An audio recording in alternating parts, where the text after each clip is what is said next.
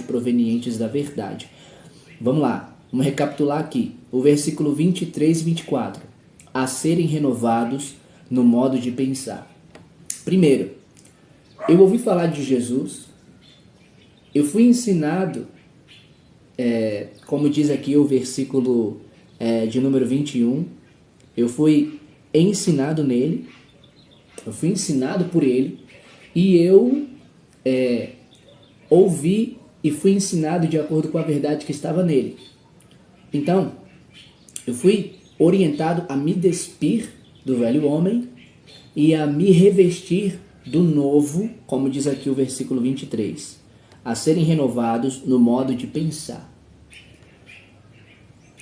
Jesus, no capítulo 4 de Mateus, lá no versículo 17, ele inicia a sua mensagem, a sua pregação, e ele diz assim: arrependam-se, ou nas versões mais antigas, arrependei-vos, pois é chegado o reino dos céus. Arrependam-se dos seus pecados, porque é chegado o reino dos céus. A palavra arrepender-se, do grego, é metanoia, e a tradução, o significado da palavra metanoia quer dizer mudança de mente, mudança de mentalidade, conversão de caminho. Então, o arrependimento, ele muda a sua mente, ele transforma a sua mente. Você faz uma conversão de caminho, você faz um retorno. É por isso que lá em Romanos, no capítulo 5, fala em Cristo que Deus nos tornou de inimigos em amigos dele, através de Cristo. Ou seja, como também Paulo vai falar na segunda carta aos Coríntios, se eu não me engano, no capítulo 5, sobre o religamento, a reconciliação, que Deus estava em Cristo Jesus reconciliando consigo mesmo o mundo e pôs em nós a palavra da reconciliação, não lhes imputando seus pecados, e pôs em nós a palavra da reconciliação, ou seja, religou novamente, né? Então, o arrepender-se é uma mudança de mentalidade, uma conversão que te retorna a se religar com Deus através de Cristo. Por isso ele disse: eu sou o caminho, ninguém vai até o Pai senão por mim. Ninguém vai ao Pai a não ser por mim. Então, aqui ele disse, a serem renovados no modo de pensar. O nosso modo de pensar agora não é mais de acordo com a carne, não é mais segundo a vontade e o desejo que esse mundo ele apresenta. Não. E nem muito menos segundo a nossa carne ainda continua sentindo. Porque ainda nós estamos num corpo aqui corruptível, um corpo que está em pecado, então somos tentados e volta e meia sentimos, somos chamados, atraídos, seduzidos e sentimos os desejos. Mas a nossa mente agora, ela não deve mais viver, não deve mais ser controlada, dominada por esse modo de viver. Ela deve ser renovada, porque aqui o versículo diz, a serem renovados no modo de pensar. Meu modo de pensar agora foi renovado. Ele foi transformado, foi reconfigurado segundo a um padrão original. Não chegou totalmente ao original, assim como Paulo ele diz, ainda não sou perfeito, mas uma coisa faço, corro direto para ele chegar, deixo para trás aquilo que já ficou e avanço, né? É isso que ele diz lá, e ele completa a palavra dizendo que se for da vontade do Senhor, é isso que devemos fazer. Aqueles que são espiritualmente maduros devem pensar dessa maneira. Então aqui a palavra do Senhor fala assim: a serem renovados no modo de pensar e a revestir-se do novo homem. A revestir-se do novo homem, a revestir-se da nova pessoa, a revestir-se da nova criatura, a revestir-se do novo ser, o novo ser que você deve ser, o novo tipo de pessoa que você deve ser, o novo tipo de mentalidade, as novas atitudes que você deve ter agora. E aqui diz assim, a revestir-se do novo homem criado para ser semelhante a Deus em justiça e em santidade, provenientes da verdade. Quem é a verdade? Deus é a verdade, Jesus é a verdade, o Espírito Santo é a verdade, está tudo aqui. Mas, de acordo com João 14,6, uma palavra bastante conhecida, eu vou pegar esse versículo. Jesus disse: eu sou o caminho, a verdade. Então, de acordo com a verdade, que tanto é o Pai como o Filho e o Espírito Santo, aqui a palavra de Deus diz assim: criado para ser semelhante a Deus em justiça e em santidade provenientes da verdade. A verdade, ela me provê uma vida de santidade, de justiça, que me faz viver de acordo como eu fui criado para ser semelhante a Deus.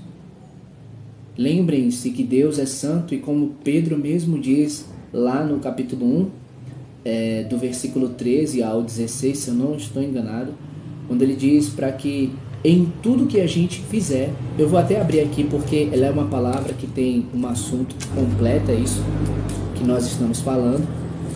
Então, em tudo que fizer, como diz aqui a palavra, né, nós devemos ser santos. Vamos lá. Portanto, estejam com a mente preparada, prontos para agir, estejam alertas e ponham toda a esperança na graça que será dada a vocês quando Jesus Cristo for revelado. Como filhos obedientes, obedientes, e aqui a palavra diz filhos, como filhos obedientes, não se deixem amoldar pelos maus desejos de antigamente, de outrora, quando viviam na ignorância, ou seja, quando vivíamos sem o saber, sem o conhecer, sem o entender, na ignorância mesmo, né? Na falta de entendimento. Como filhos obedientes, não se deixem amoldar. Não devemos nos deixar amoldar, ou seja, se refazer, se tornar como antigamente a gente era, como antigamente a gente vivia. Mas assim como é santo aquele que os chamou, sejam santos vocês também em tudo o que fizerem, pois está escrito: sejam santos porque eu sou santo. O Senhor diz aqui: assim como é santo aquele que os chamou, sejam santos vocês também em tudo que fizerem. Em tudo que fizermos, nós devemos ser santos. Ser santo não somente significa ser separado e ser diferente, mas como também tem uma profundidade e um conhecimento na intimidade, segundo Deus. Porque se você não tiver essas duas coisas que eu acabei de falar, a comunhão, que é a intimidade, você não vai ter o conhecimento exato, o entendimento, e não somente conhecimento e entendimento, mas principalmente o amor para viver, para praticar, para obedecer, se sujeitar a em tudo você ser santo. Então você precisa ter essa sensibilidade, essa honestidade com você mesmo e essa sinceridade do seu íntimo, no seu coração, diante do Senhor. Se você não está tendo essa comunhão, essa intimidade, então busque, se sujeite a essa intimidade, busque essa comunhão, ter essa comunhão com Deus, para você não somente ter o conhecimento do que significa ser santo em tudo que fizer, mas principalmente você ter o amor por Deus, que vai levar você a viver em santidade todos os dias. Hebreus capítulo 12, versículo 14, a palavra do Senhor diz que nós devemos ser santos, porque sem santidade ninguém verá o Senhor. Então, aqui, só complementando, né, o versículo 14, como filhos obedientes, não se deixem amoldar pelos maus desejos de outrora, ou seja, de antigamente, quando viviam na ignorância. E aí aqui a gente volta para Efésios 4, e como eu li o versículo 24, ele diz assim, o 23 e 24, a serem renovados no modo de pensar e a revestir-se do novo homem, criado. O novo homem foi criado, veja só, o propósito do novo homem criado, que no caso é a nova criatura que somos. O novo homem criado para ser semelhante a Deus, em justiça e santidade provenientes da verdade. A verdade que é Jesus, ela nos provê, ela nos dá a capacitação para que a gente viva, como a palavra diz aqui, seja uma nova criatura semelhante a Deus como fomos criados para ser. Essa nova criatura foi criada para ser semelhante a Deus em justiça e santidade. Então, creia na capacitação que vem da verdade de Jesus. Não somente, como eu falei antes, a capacitação de conhecimento e de entendimento, mas a capacitação da vivência. E isso se dá com o seu relacionamento com Cristo. Isso se dá na sua comunhão que você tem com Ele. Então procure ter comunhão com Ele. Procure entender, como em 1 João lá fala, sobre o andar na luz como Ele está na luz.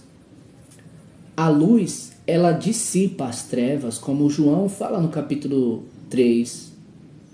Ela expulsa as trevas. Paulo nos ensina lá em 2 Coríntios capítulo 6, a partir do versículo 14, se não estou enganado, ele diz que a luz, ela não tem nenhuma comunhão com as trevas. Porque luz é luz e trevas é trevas. Escuro é escuro, luz é luz. Então, Jesus é a luz do mundo. Ele disse, quem me segue não andará em trevas, mas terá a luz da vida. Ele é a verdade que nos capacita. Então, se encha dessa verdade que te capacita a você viver sendo a nova criatura que você foi criado, que Deus te tornou em Cristo. Lembre disso, tá? Você foi tornado em Jesus uma nova criatura por Deus para ser semelhante a Deus em justiça e em santidade. Justiça é tudo aquilo que é correto, tudo aquilo que é honesto, verdadeiro. Justiça e santidade que provém da verdade. A verdade que é Jesus, a verdade que é Deus, que é o Espírito Santo, a verdade que é a palavra.